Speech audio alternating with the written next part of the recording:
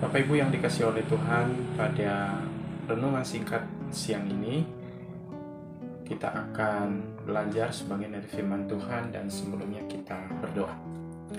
Tuhan yang kami puji, Tuhan Yesus yang memberikan kami kehidupan, kami bersyukur waktu yang Tuhan berikan ini, dan tolong kami di dalam merenungkan firman-Mu.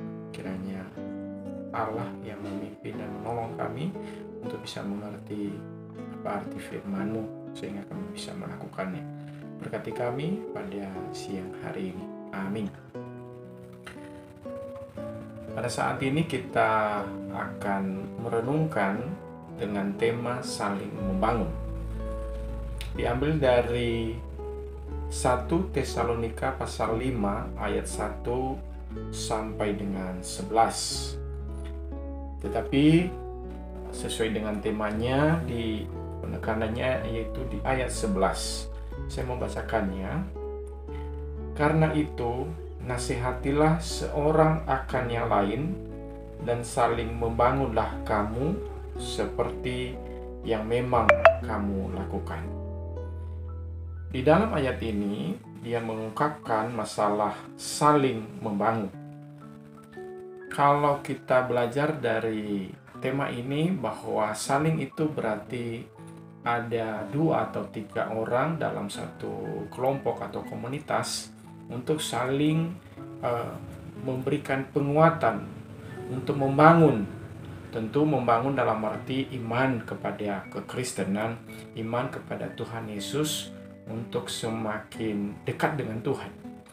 Nah, kalau kita melihat di Tesalonika ini, bahwa Paulus yang melakukan pelayanan di Tesalonika, kemudian dia ke Athena, dan habis itu dia mengutus Timotius kepada jemaat di Tesalonika ini supaya mereka bisa terbangun iman mereka kepada Tuhan.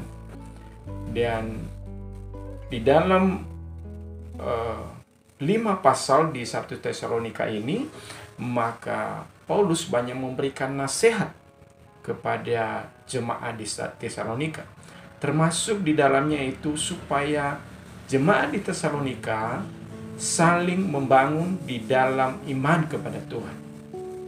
Memang ada banyak di Tesalonika ini yang membuat iman mereka tidak kepada Tuhan, atau membuat iman mereka terganggu atau teruji, sehingga di dalam surat-surat Paulus ini banyak memberikan nasihat kepada jemaat di Tesalonika supaya mereka kuat di dalam iman kepada Tuhan. Nah, untuk saat ini kepada kita jemaat GKI Cimahi, Tuhan berbicara kepada kita untuk kita saling membangun di dalam jemaat yang sudah ada ini. Bagaimana supaya kita saling membangun dalam iman? Adalah dengan kita saling memberikan nasihat antara satu sama lain. Nasihat apa yang dimaksud? Yaitu supaya iman kita semakin kuat di dalam Tuhan. Tentu ketika ada sesuatu yang salah, maka yang lain bisa menasihati, memberikan teguran, dan yang ditegur menerima dengan rendah hati dan mau belajar lagi untuk memperbaiki diri dan untuk semakin dekat dengan Tuhan. Nah, dengan adanya jemaat, maka saling membangun itu kadang-kadang disalahartikan. Kadang-kadang juga tidak diterima. Kadang-kadang juga malah dibalas dengan sesuatu yang tidak baik. Tentu kalau misalnya untuk tujuan membangun iman, maka kita harus ada kerendahan hati untuk menerima nasihat antara satu sama lain. Teguran itu berguna supaya kita semakin baik, iman kita semakin baik. Di dalam Amsal mengatakan bahwa besi menajamkan besi, manusia menajamkan sesamanya. Tentu yang menajamkan diri kita bukan besi, tetapi manusia, sesama kita manusia, supaya iman kita semakin kuat.